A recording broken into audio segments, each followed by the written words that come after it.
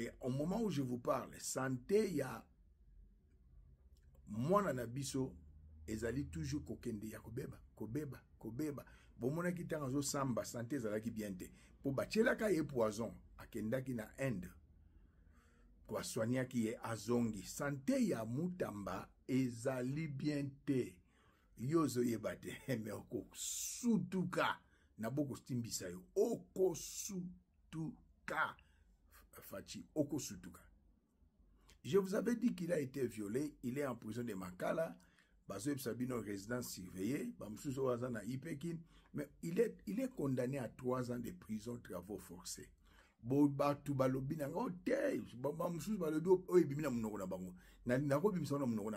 je dis la vérité, mais je vais vous balancer des images.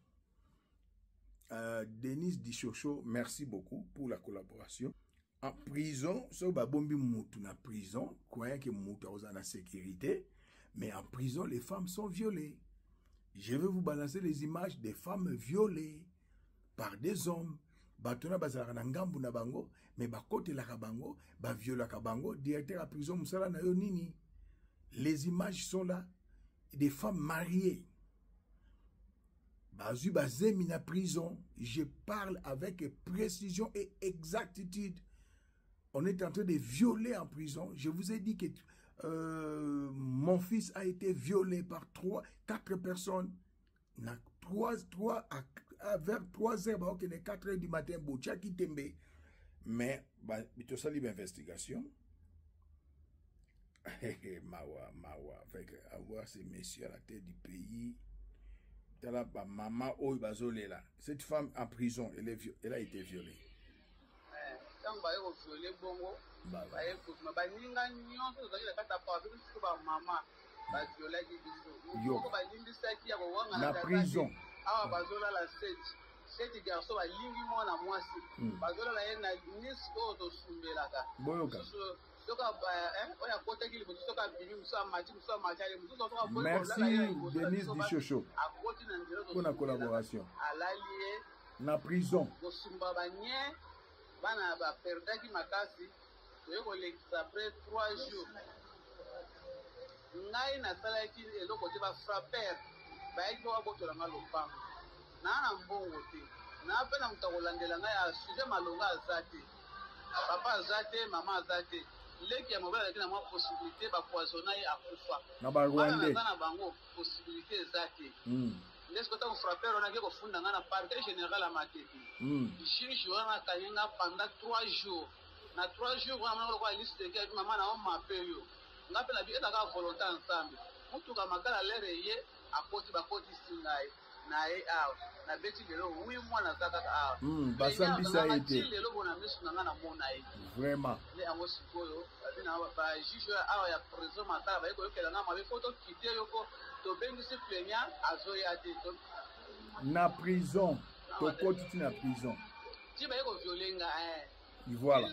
Plaignant mona na te ti ba ko violenga Oyo moi ça liboso ba violer na prison.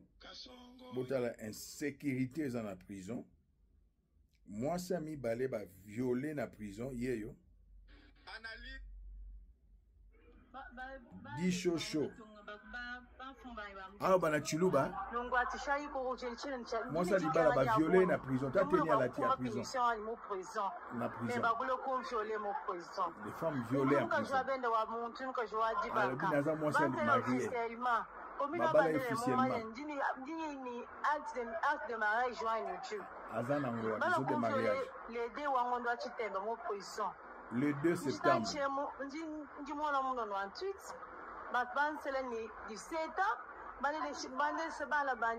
Sans problème.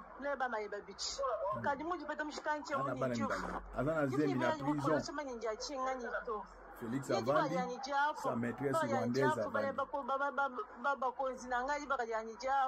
dit elle a été violée. Félix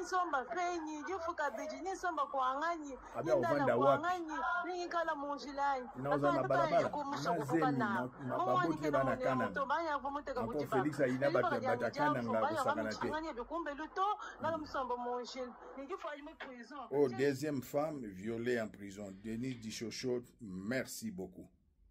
musala kitoko au deuxième femme bazo violé na prison ya makala na régime ya Félix Antoine Tshisekedi, les terroristes, les sanguinaires, les roublards, les insensés, les médiocres bazo violé basi na prison.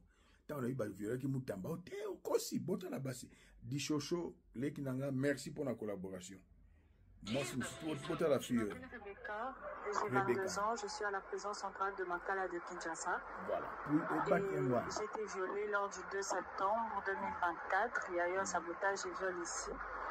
Et j'ai été violée par plus de 20 personnes. J'ai compté 20, déjà le reste, je ne sais plus, parce qu'il y en avait trop.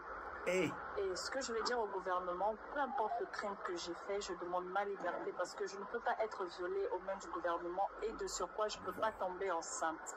Parce que déjà que c'est une honte pour ma famille et c'est une honte pour tout le monde. Déjà que je ne suis pas la seule personne déjà ici qui est enceinte, qui est victime du viol et qui est enceinte. Et ce que je demande, prison. Voilà mon test, les 2 tests que j'ai faits. En prison, voilà les 2 tests que j'ai faits, c'est positif parce qu'il y a 2 barres. Des barres. Et ce que je compte dire au gouvernement, c'est ma libération, quelle que soit la capacité du crime que j'ai fait. J'étais victime d'un viol aux mains du gouvernement et je suis enceinte actuellement. Merci. Merci na musala kitoko. Tozo Kende, on est en train de violer les femmes en prison dans le régime il y a sanguinaire terroriste Félix Antoine Tshisekedi. Debout Congolais, sauvons la République. Les pasteurs, bozo soutenir Félix. Viol, même la Bible, bozo mona yangote. O eza prison te. Di chochoa sali musala ya kitok. Tokei. Des game. Boussaga na kala. Tu travailles à un si jeune âge. Voilà. La violence, moi ça. Bolanda. Ezalaki les 9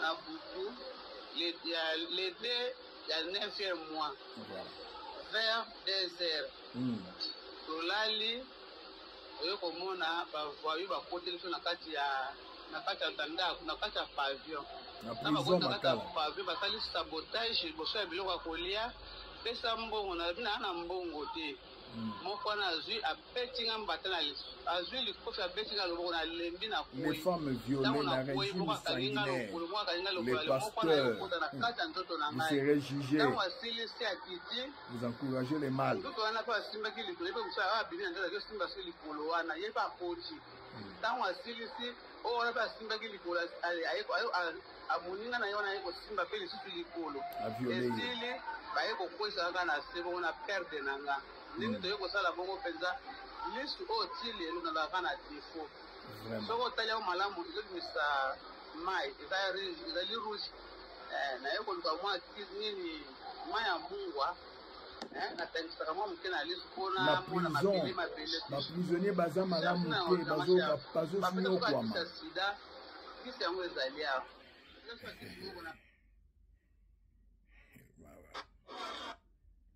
Bino bozo soutenir Félix Antoine Tshisekedi, même si tu n'es pas pasteur. Ozana ndeko moi cité. Ozana moi cité. Ozana moi nano ya moi cité. On est en train de violer les femmes en prison. Je vous ai dit, bafana kwitite bokosi. Mon fils a été violé. Constant Moutamba. Je collabore avec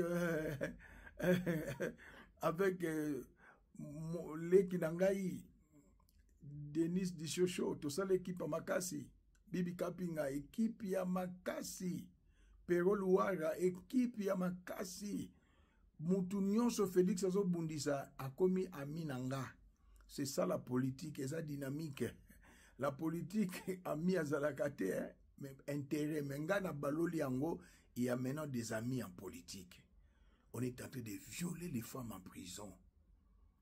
Di chocho musala kitoko boka saki bobaraki na prison avandaki elle travaille aza flic lokola ngai esili te botala mwasi mususu ye tala mwasi komona ngakabanga bambi muluba luboya mami naza la prison centrale à Makala yoka musala di chocho asali 7 mois naza très choqué depuis le 12 et depuis le 2 le mois de septembre. Voilà.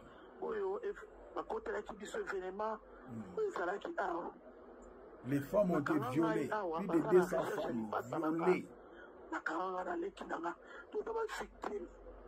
Une femme mariée.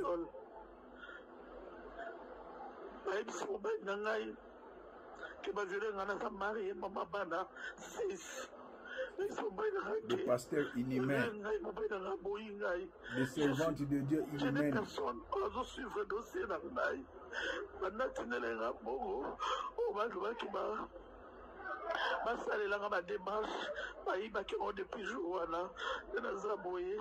Je suis très stressé.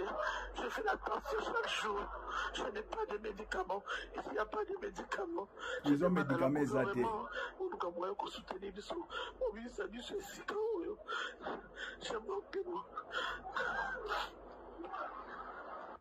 À la gouvernement de revoir ce problème de femmes violées. En prison. Femmes violées. Je ne sais pas quoi faire. Dibale Koufi. Batikinga. Na kende wapi na bana. Dikamba kangelinga ezati na te.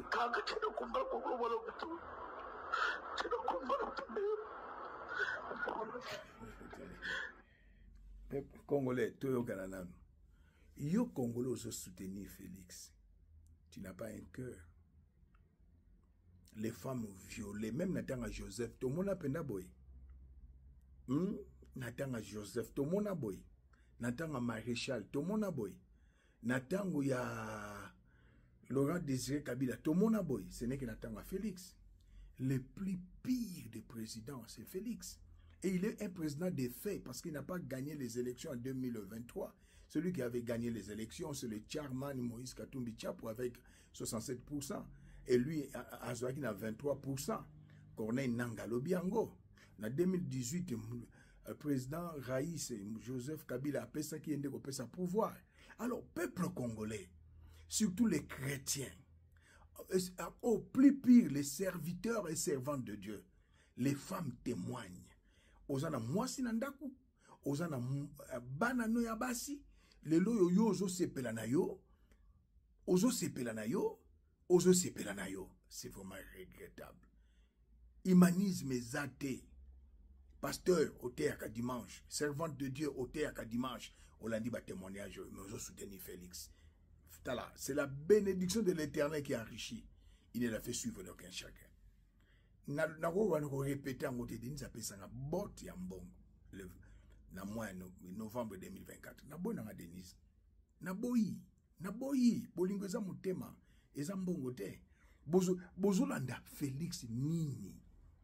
C'est la cupidité oye komami na mokanda na Timothée na tango suka batu ba serviteur de bana nzambe ba okoma na cupidité mbongo esilaka. Hein? Mbongo esilaka. Bozo soutenir un criminel. Na prison, il n'y a pas de médicaments. Na prison, les femmes sont violées. Bazana, bazu, bazemi, baboti na prison. Quand je vous disais, mon fils a été